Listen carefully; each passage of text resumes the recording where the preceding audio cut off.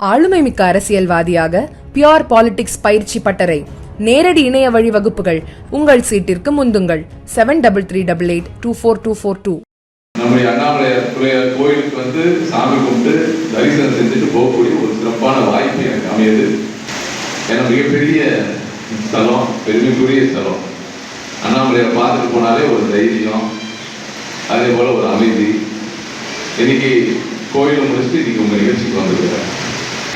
2009 நம்முடைய அருந்ததியர் மக்களுக்காக அப்போது துணை முதலமைச்சர், இப்போது முதலமைச்சர் தளபதி அவர்களும், நம்முடைய முன்னாள் முதலமைச்சர் ஐயா கலைஞர் அவர்கள் தான் அருந்ததியர் மக்கள் முன்னேறணும் அப்படிங்கிறதுக்காக 3% ஒதுக்கீடை வழங்கினார்.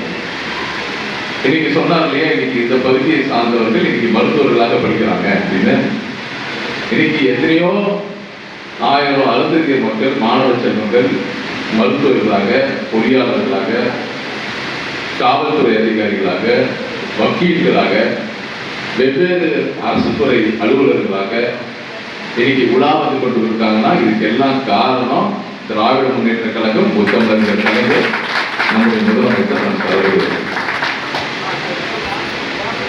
அப்ப நான் ஒரு அருந்ததியர் பிரதிநிதியாக என் தொகுதியை ராசிபுரத்தில் நான் ஜெயிச்சு வரும்போது இன்னைக்கு முதலமைச்சர் அவர்கள் எனக்கு இந்த மிகப்பெரிய வாய்ப்பு, அந்த அமைச்சர் என்கின்ற மிகப்பெரிய வாய்ப்பை எனக்கு தந்தார்.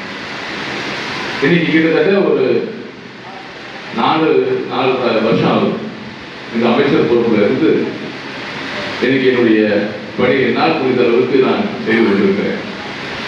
என்னுடைய கன்னி பேச்சு, முதல் சட்டமன்ற உரை, என்னுடைய மானிய கோரிக்கையில நான் பேசும்போது நம்முடைய முத்தமிழர் கலைஞர் அவர்கள் அந்த கொண்டு வந்த அந்த இடஒதுக்கீடு தருணத்தில் அவர் பேசினது, அதுல நாங்க அருந்ததியர் மக்களாகிய நாங்கள் பயன்பெற்றது, எங்களுடைய குடும்பம் இந்த திராவிட முன்னேற்ற கழகத்துக்காக அர்ப்பணித்தது, இது எல்லாத்தையும் நாங்க என்னுடைய கன்னி பேச்சுல கொண்டு வந்தோம்.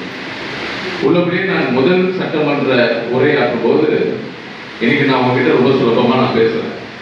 ஓரளவுக்கு தைரியம் வந்துச்சு, மக்களை பார்த்து சட்டமன்றத்தில் பேசி மேடை ஏறி. ஆனா அன்னைக்கு என்னுடைய சட்டமன்றத்துல முதல் பேச்சு, என் உடம்புக்கு கீழே பாதி கால் இருந்ததே நான் உணரல. இந்த வடிவேல் படத்துல சொல்லுவாங்க பேஸ்மெண்ட் வீக்கு அப்படின்னு சொல்லுவாங்க. எனக்கு பேஸ்மெண்ட் வீக் இல்லை, பேஸ்மெண்ட் இருந்ததையே நான் உணரல. ஏன்னா அவ்வளோ ஒரு டென்ஷன், அவ்வளோ ஒரு பதட்டம், அவ்வளோ ஒரு பெருமை மிக்க அந்த சபையில நம்முடைய முதலமைச்சர் அவர்களோட முதல்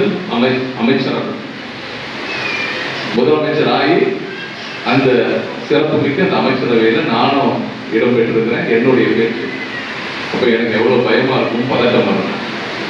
அன்னைக்கு நிறைஞ்ச சபை, எதிர்கட்சியை சார்ந்தவர்கள் எல்லாரும் இருக்கிறாங்க. சபை அனைத்து சபையில அனைத்து சட்டமன்ற அமைச்சர் இருக்காங்க.